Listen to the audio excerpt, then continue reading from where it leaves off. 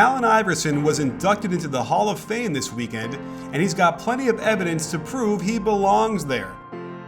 When examining how he dominated on the offensive end, you have to add an extra layer of difficulty based on his size.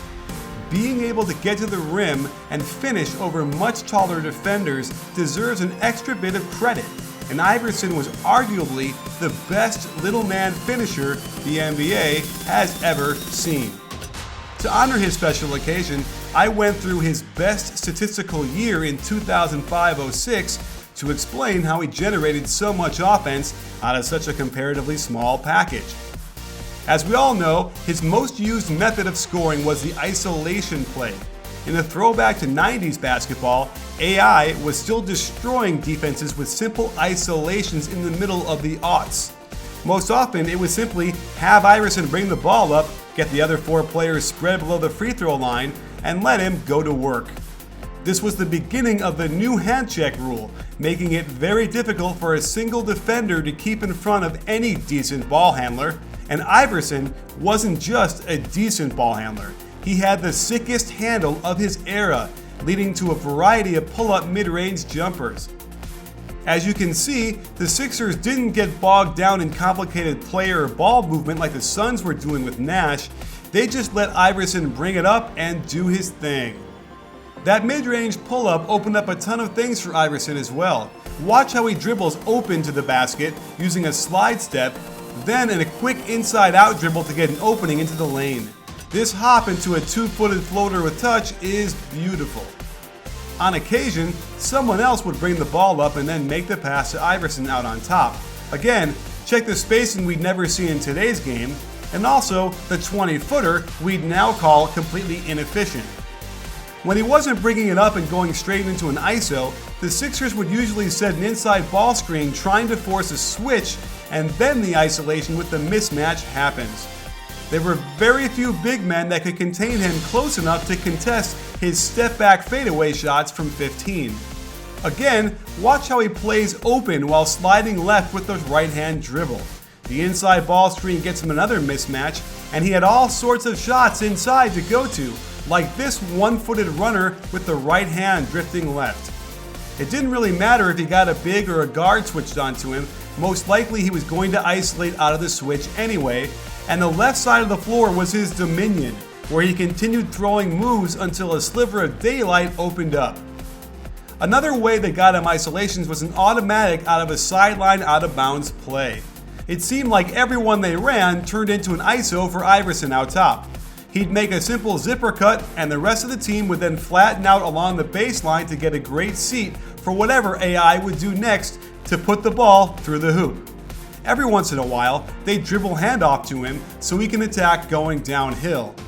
These types of plays made me wonder why they didn't do them more often. Then, there were times when the offense would actually move the ball a bit before getting Iverson the ball for the isolation. And these were the easiest shots he'd get all season.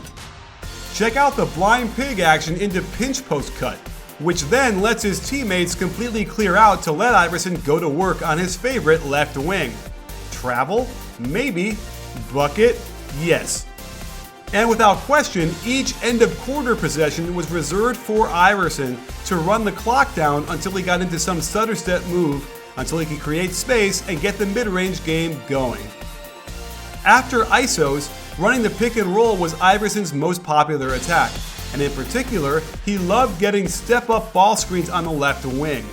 Most righties prefer going left to pull up because their shooting hip and elbow are already aligned to the hoop, and Iverson was no exception. He went left as well as right, and his handle was so good that he could cleanly pick the ball up and into his shooting motion very smoothly.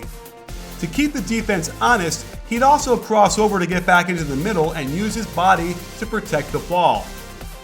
He would also use the screen with his explosiveness to get baseline and then find contact to either get the shot off or force the referee to call the foul and award 2 free throws.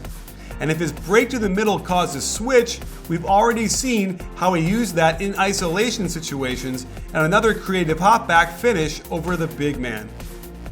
The number of players who are runaway freight trains with the ball on the fast break is always very small, Perhaps 3 or 4 players in any given season are good enough to need multiple defenders to stop them once they get going in transition.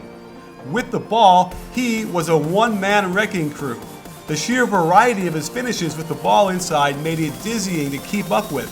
Layups, floaters, step backs, pull-ups. If you didn't bring a second defender over to shadow immediately, he'd be at your throats, ready to drop in yet another basket before the full defense could get set. It just always seemed like he could drift a little bit farther away from the hoop and the defender and still get his shots in with great softness and touch. And his shots weren't always ahead of the fast break. In delayed transition, he was always hunting for a shot before the defense could get set, and if you reached in or backed up too much, he was going to take advantage and make you pay with a pull-up from 15. While spot-ups weren't very prevalent in the offense for AI, these were definitely the most satisfying scores for me. Even the slightest bit of ball movement allowed his teammates to exert a bit of gravity on the defense to open up easier shots for him. He was great at attacking on the catch and getting right into the lane, and you can't tell me his teammates were so bad that they couldn't do this even a little bit more often than they were allowed. These plays are far from the beautiful basketball we're used to seeing a lot more of these days, but even a simple high post entry into a flare screen for him got him high quality looks more than any other type of action. It didn't require all-star caliber players to generate these looks. These guys are pros. They can dribble twice without losing it. And once they got multiple passes into it, Iverson had free reign to cut and get easy shots in rhythm. This offense is nothing crazy. In fact, the spacing is terrible on the weak side, but just getting it moving a bit on the perimeter would open up lanes and take away help defense. So there you have it, sports fans. This was a quick glimpse into the genius of Allen Iverson, a player who relished in doing things the hard way. I'm supposed to be the franchise player, and we're in here talking about practice. I mean, listen, we're talking about practice. But got people up out of their seats with his breathtaking ability to absorb contact in the air and still get the ball through the hoops softly.